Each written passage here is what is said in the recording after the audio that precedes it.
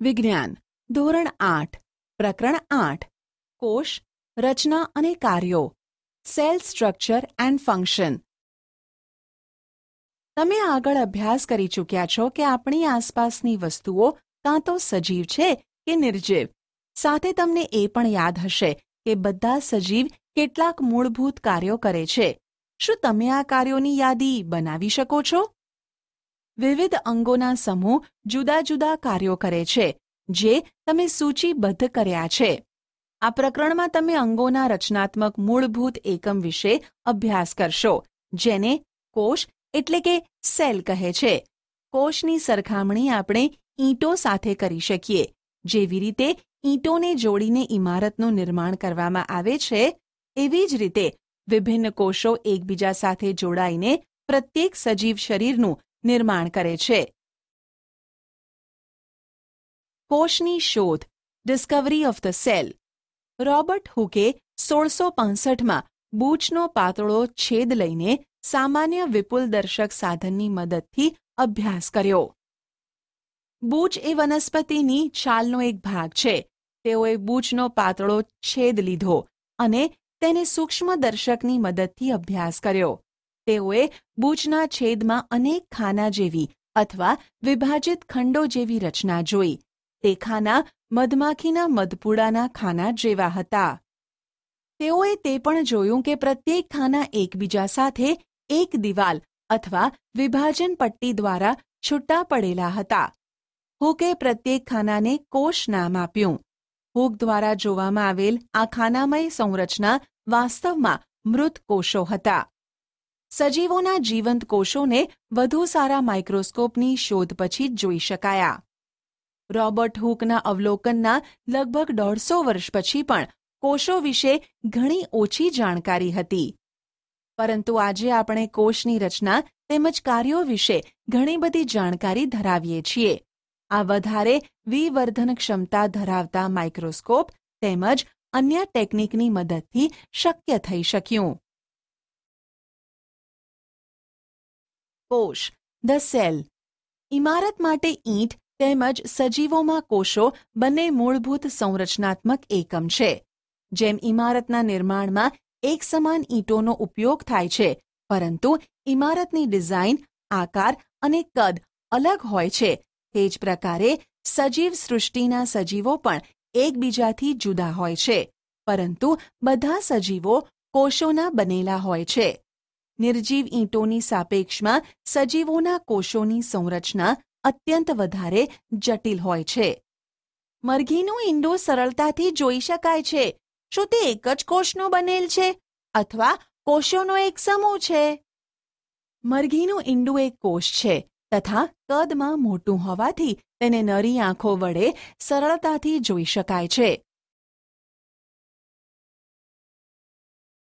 સજીવોમાં કોષોની સંખ્યા, આકાર અને કદમાં વિભિન્નતા હોય છે.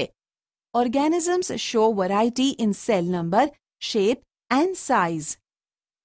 વૈજ્ઞાનિકો કેવી રીતે સજીવ કોષનું અવલોકન તેમજ અભ્યાસ કરે છે?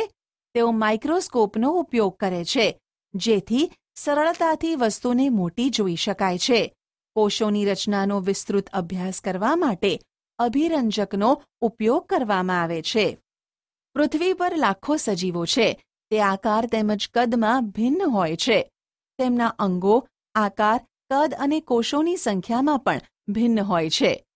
ચાલો તેમાંથી કેટલાકનો અભ્યાસ કરીએ. કોષોની સંખ્યા, નંબર ઓફ સેલ્સ.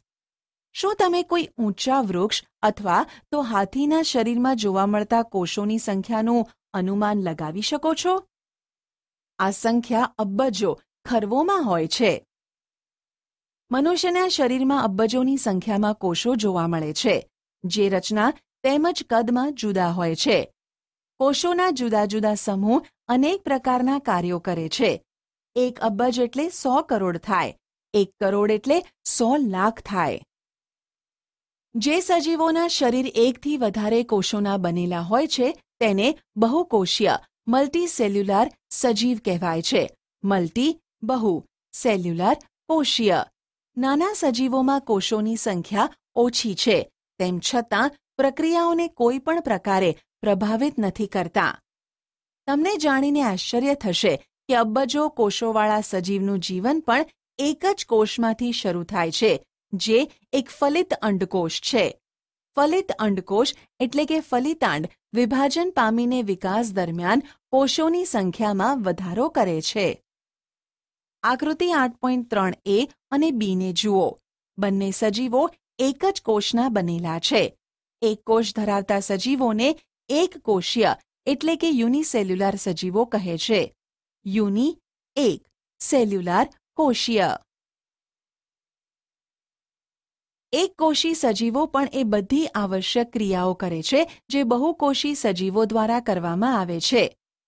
એક કોષી સજીવો જેવા કે અમીબા ખોરાકનું અંતઃગ્રહણ તથા પાચન કરે છે અને શ્વસન, ઉત્સર્જન, વૃદ્ધિ તેમજ પ્રજનન પણ કરે છે. બહુકોષી સજીવોમાં આ બધા કાર્યો વિશિષ્ટ કોષોના સમૂહ દ્વારા પૂર્ણ થાય છે. કોષોના આ સમૂહ પેશીઓનું નિર્માણ કરે છે તથા વિભિન્ન પેશીઓ અંગોનું નિર્માણ કરે છે.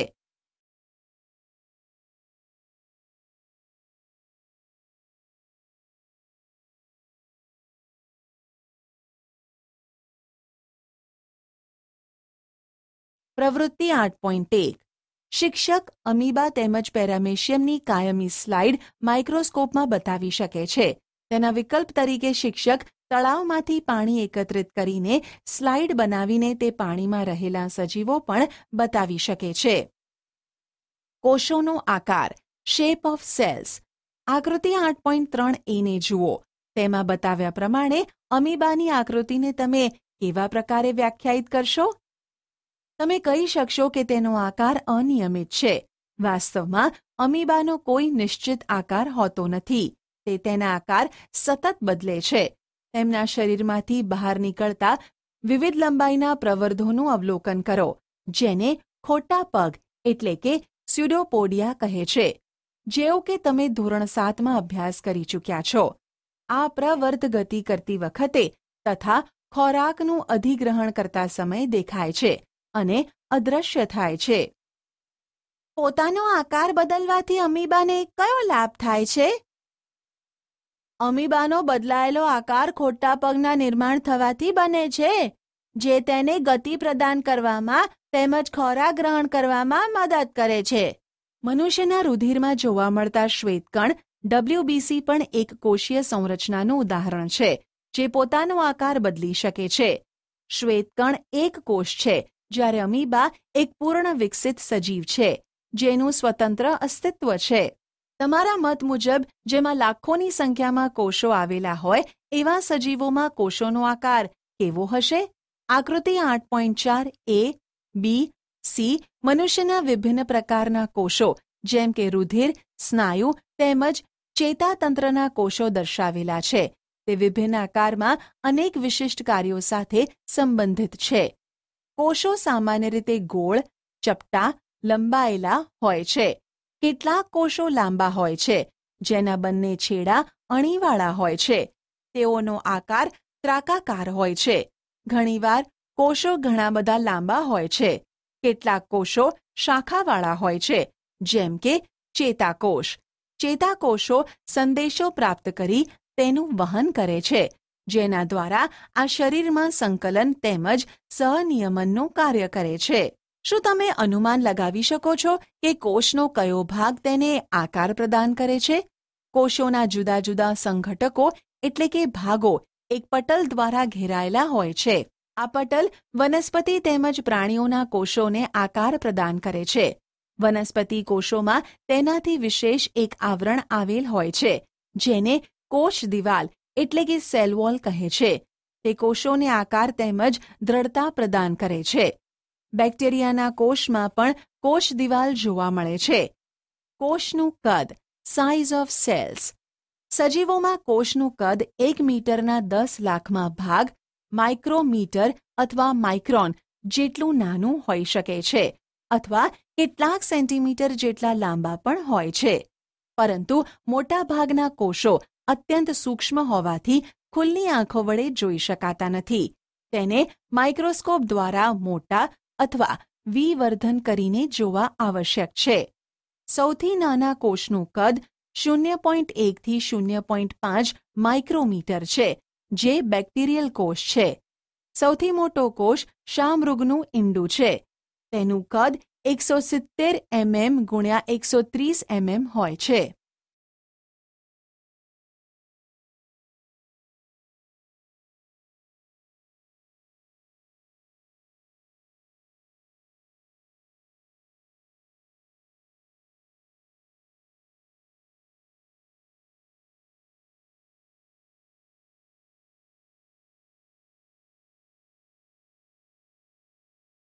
પ્રવૃત્તિ 8.2 મરઘીના ઈંડાને ગરમ પાણીમાં ઉકાળો તથા તેનું કવચ દૂર કરો.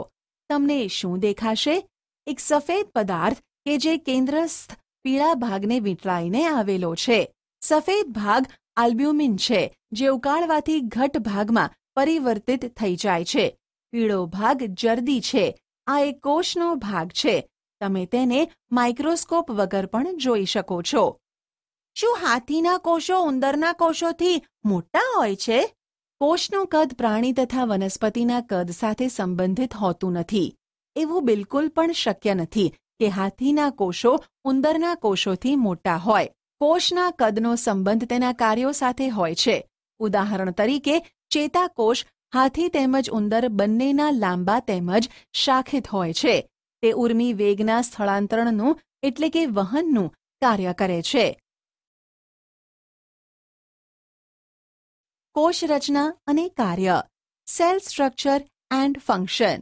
તમે અભ્યાસ કરી ચૂક્યા છો કે પ્રત્યેક સજીવ અનેક અંગ ધરાવે છે. તમે ધોરણ 7માં પાચક અંગો વિશે અભ્યાસ કરી ચૂક્યા છો કે જે ભેગા મળીને પાચન તંત્રની રચના કરે છે.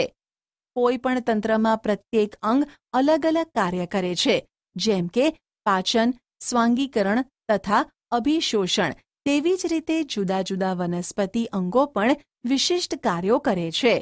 ઉદાહરણ તરીકે, મૂળ પાણી તેમજ ખનિજ ક્ષારોના શોષણમાં મદદ કરે છે.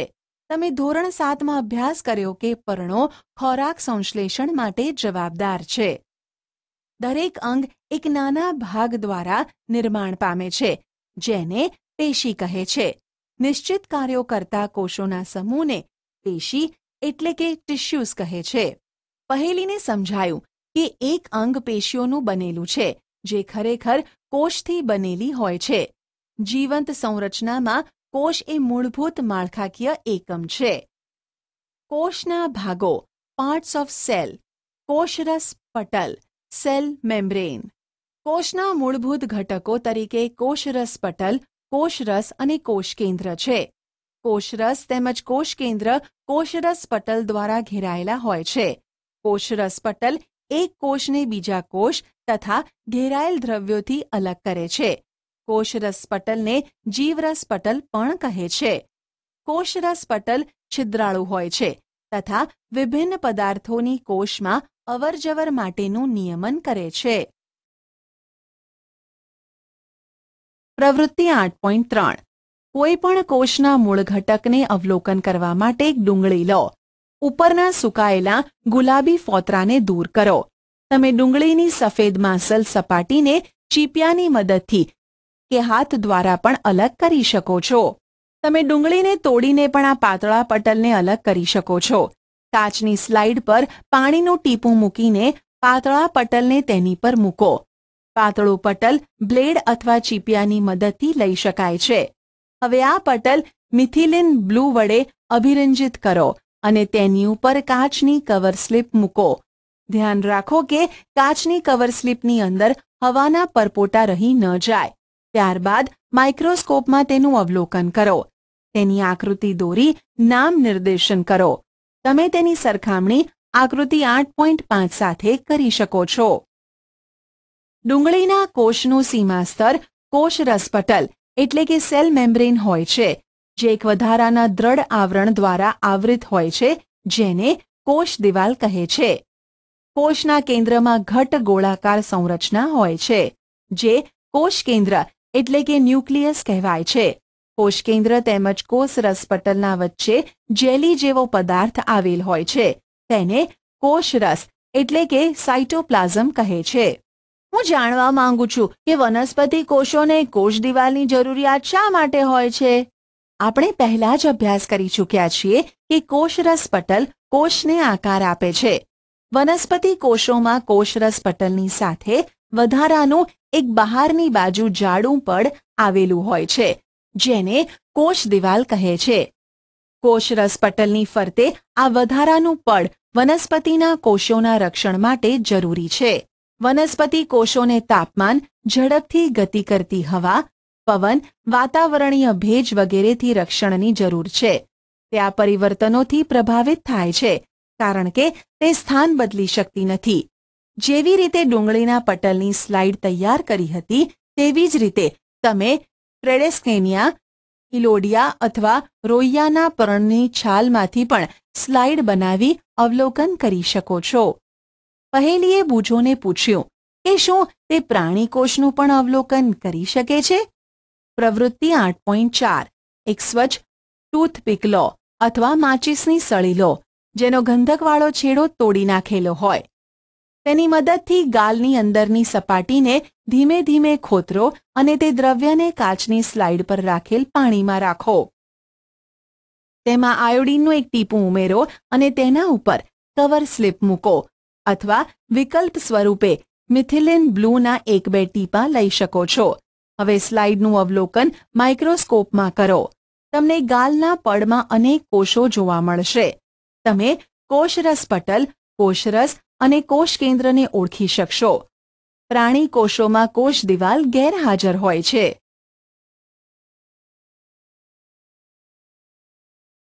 કોષરસ, સાયટોપ્લાઝમ. કોષરસ એ કોષરસ પટલ અને કોષ કેન્દ્રની વચ્ચે જેલી જેવા દ્રવ્ય સ્વરૂપે હાજર હોય છે. કોષના બીજા અન્ય ભાગો અથવા અંગિકાઓ કોષરસમાં આવેલી હોય છે. અંગિકાઓ જેવી કે કણાભસૂત્ર, ગોલ્ગી કાય, રિબોઝોમ્સ વગેરેનો અભ્યાસ તમે હવે પછીના ધોરણમાં કરશો. કોષ કેન્દ્ર, ન્યુક્લિયસ. સજીવ કોષનો એક મહત્વનો સંઘટક છે. સામાન્યતઃ આ ગોળાકાર હોય છે અને કોષના મધ્ય ભાગમાં ગોઠવાયેલ હોય છે. તેને સરળતાથી અભિરંજિત કરીને માઇક્રોસ્કોપની મદદથી જોઈ શકાય છે. કોષ કેન્દ્ર કોષરસથી એક પટલ દ્વારા અલગ થયેલું હોય છે, જેને કોષ કેન્દ્ર પટલ કહે છે. આ પટલ પણ છિદ્રાળુ હોય છે તથા કોષરસ તેમજ કોષ કેન્દ્રની વચ્ચે પદાર્થોની અવરજવર માટેનું નિયંત્રણ કરે છે. ઉચ્ચ વિવર્ધન ક્ષમતાવાળા માઇક્રોસ્કોપમાં જોતા કોષ કેન્દ્રમાં એક નાની ગોળાકાર સંરચના જોવા મળે છે, જેને કોષ કેન્દ્રિકા કહે છે. તેના સિવાય કોષ કેન્દ્રમાં દોરી જેવી સમાન સંરચનાઓ પણ જોવા મળે છે, જેને રંગસૂત્રો એટલે કે ક્રોમોઝોમ્સ કહે છે. તે જનીન, જીન્સ ધરાવે છે તથા આનુવંશિક લક્ષણોનું પિતૃપેઢીમાંથી સંતતિ પેઢીમાં વહન કરે છે. રંગસૂત્ર કોષ વિભાજન દરમિયાન જ જોવા મળે છે. જનીન, જીન. સજીવોમાં આનુવંશિકતાનો એકમ જનીન છે. તે પિતૃપેઢીમાંથી સંતતિ પેઢીમાં આનુવંશિક લક્ષણોનું વહન અને નિયંત્રણ કરે છે. તેનો અર્થ એ છે કે માતા પિતાના કેટલાક લક્ષણો જનીનો દ્વારા તમને પ્રાપ્ત થાય છે. જો તમારા પિતાને બદામી આંખો હોય તો સંભવ છે કે તમને પણ બદામી આંખો હોય. જો તમારી માતાને વાંકોડિયા વાળ હોય તો સંભવ છે કે તમને પણ વાંકોડિયા વાળ હોય. પરંતુ પિતૃમાંથી પ્રાપ્ત વિભિન્ન સંયોજિત જનીન પ્રાપ્ત થવાના કારણે લક્ષણો ભિન્ન પણ હોઈ શકે છે. આનુવંશિક લક્ષણોથી વિશેષ કોષ કેન્દ્ર કોષની ક્રિયાઓનું પણ નિયમન કરે છે.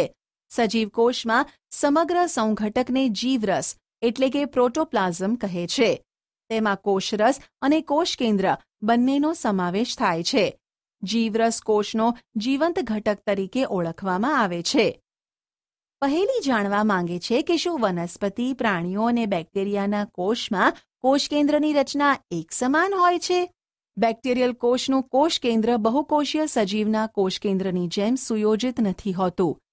તેનામાં કોષ કેન્દ્ર પટલની ગેરહાજરી હોય છે. એવા કોષો જેમાં કોષ કેન્દ્ર દ્રવ્ય કોષ કેન્દ્ર પટલ વગર હોય છે તેને આદિ કોષ કેન્દ્રીય કોષ પ્રોકેરિયોટિક સેલ કહેવાય છે. આ પ્રકારના કોષોવાળા સજીવો આદિ કોષકેન્દ્રી સજીવો તરીકે ઓળખાય છે.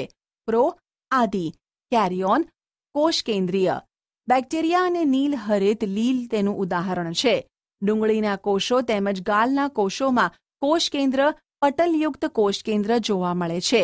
તેને સુકોષકેન્દ્રીય યુકેરિયોટિક સેલ કોષો કહે છે અને આવા કોષ ધરાવતા સજીવોને સુકોષકેન્દ્રી યુકેરિયોટિક સજીવો સુ કેરિયોન કોષકેન્દ્રીય કહે છે.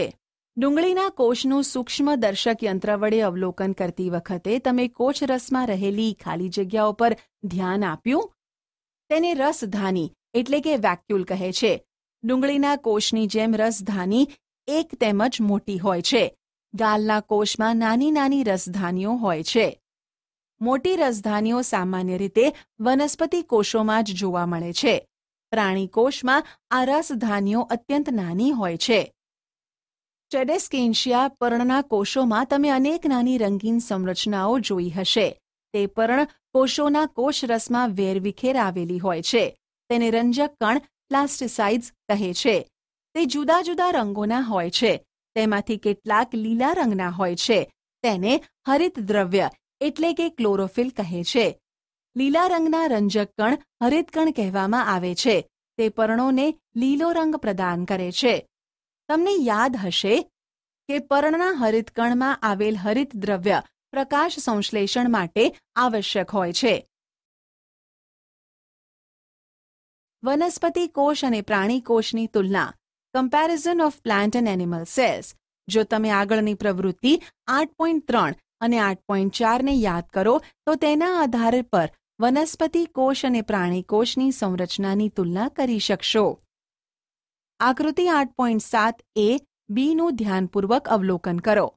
ચાલો વનસ્પતિ તેમજ પ્રાણી કોષની વચ્ચે રહેલી સમાનતા તેમજ ભિન્નતાની યાદી બનાવીએ. કોષ્ટક 8.1માં માત્ર કેટલાક લક્ષણોનો ઉલ્લેખ કરવામાં આવેલ છે. તમે વધારે લક્ષણોનો ઉલ્લેખ કરી શકો છો.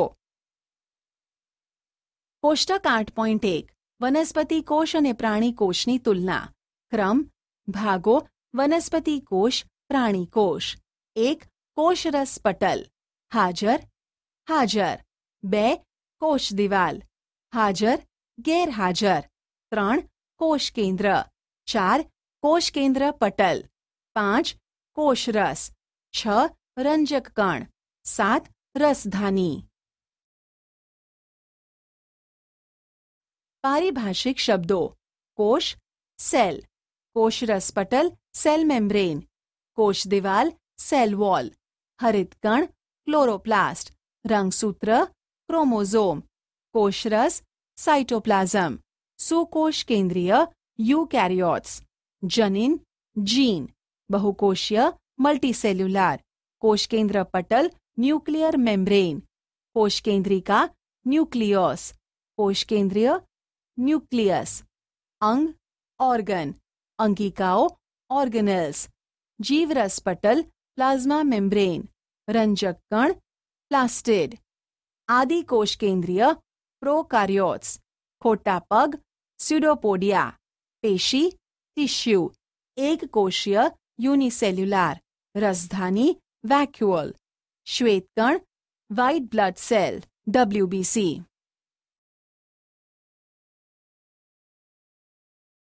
તમે શું શીખ્યા?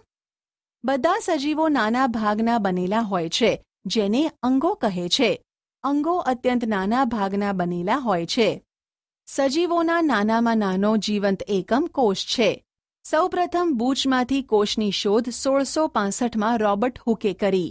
કોષો વિવિધ આકાર અને કદમાં જોવા મળે છે. કોષોની સંખ્યા સજીવ પ્રમાણે ભિન્ન જોવા મળે છે. કેટલાક કોષો નરી આંખે પણ જોઈ શકાય છે. ઉદાહરણ તરીકે મરઘીનું ઈંડું. કેટલાક સજીવો એક કોષી જ્યારે કેટલાક સજીવો ઘણા બધા કોષોના બનેલા હોય છે.